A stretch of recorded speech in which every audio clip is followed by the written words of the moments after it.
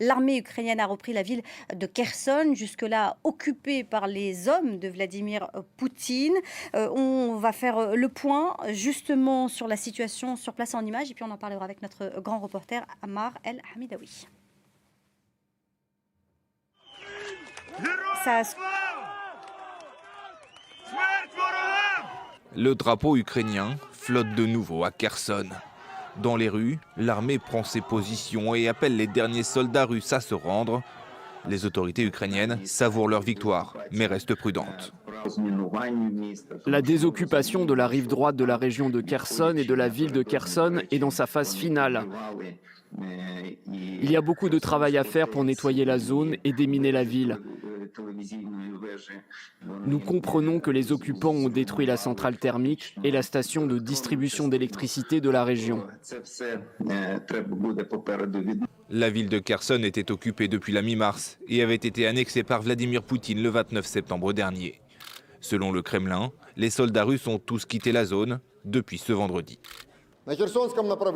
Le transfert des troupes russes de la rive gauche du fleuve Dniepr s'est terminé à 5 heures, heure de Moscou. Pas une seule pièce d'artillerie n'a été laissée sur place. Tous les soldats russes ont traversé le fleuve.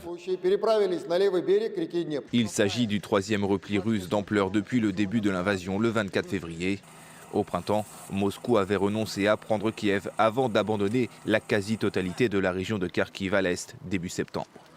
La contre-offensive ukrainienne continue de porter ses fruits et les troupes russes sont désormais positionnées sur l'autre rive du fleuve Dniepr qui constitue une barrière naturelle.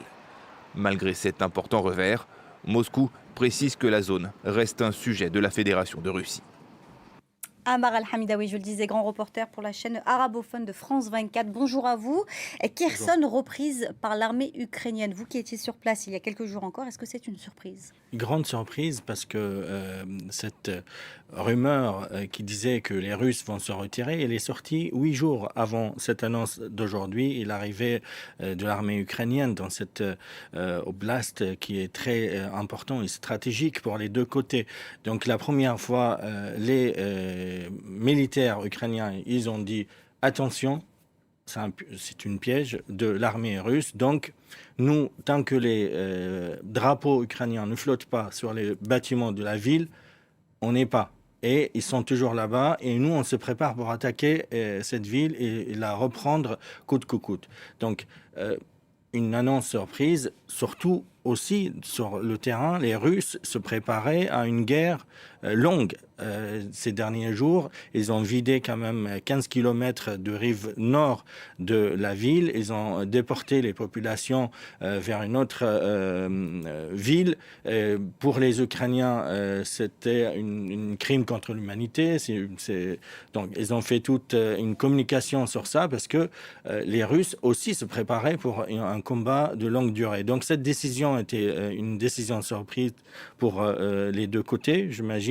Sauf que les militaires russes, ils ont toujours leur logique à eux. Il faut savoir que cette décision, c'est pas la première, c'est la troisième fois que les militaires russes décident de se replier. On se rappelle de Kiev, on se rappelle de grandes parties de Kharkiv et aujourd'hui Kherson. Alors pour eux, c'est un repli militaire pour préserver les forces russes qui subissent quand même des pertes, même non avouées dans certaines mesures, mais quand même ils subissent des pertes et ils veulent préserver la vie des soldats, selon le ministère russe.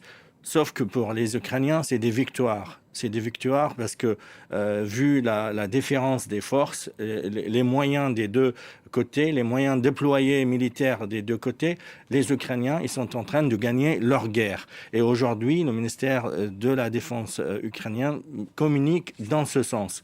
Et le ministère, dans son message qui annonce l'arrivée des troupes ukrainiennes dans la ville de Kherson, s'adresse aux soldats russes restés habillés en civil et cachés selon les conseils et les recommandations de leur chef. Ils leur disent que vous, qui vous êtes restés en civil en espérant de sortir comme ça, on vous dit vous n'allez pas sortir, vous avez deux choix. Soit baisser vos armes et vous rendre, soit vous allez mourir. Donc, c'est une stratégie, c'est un discours de victoire. C'est pour ça que c'est surprenant, alors que les deux côtés se préparaient à une guerre longue pour Kherson.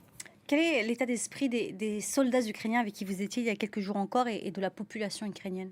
Alors, nous, on était à Mykolaïev et on était avec Jonathan Walsh presque, on faisait des allers-retours parce qu'on ne peut pas rester avec l'armée ukrainienne pour des raisons de sécurité jour et nuit. Donc, on faisait des allers-retours entre les lignes de front qui se trouvent vers le sud de Mykolaïev dans la direction de Kherson. L'armée ukrainienne se positionnait pour une longue durée. Il se préparait même pour une guerre hivernale. On a vu les tranchées, on a vu que les soldats préparaient aussi de quoi chauffer leurs tranchées parce qu'ils se préparaient vraiment pour une guerre qui va durer et qui va arriver jusqu'à l'hiver, la guerre pour reprendre Kherson. Mais sur toute ce front qui s'étend sur 20 km, il y avait des frappes en continu. L'armée ukrainienne chaque jour décide une stratégie différente pour varier et ne pas découvrir ses positions pour l'armée russe qui pelonne avec des drones et aussi avec de l'aviation qui est super développée par rapport aux Ukrainiens. Donc il y avait des frappes continuelles de deux côtés. Les Ukrainiens, ils ont essayé aussi de ce qu'ils appellent dans le jargon militaire, c'est déranger l'ennemi pour ne pas le laisser se positionner et pour le laisser toujours en état de tension et les affaiblir psychologiquement.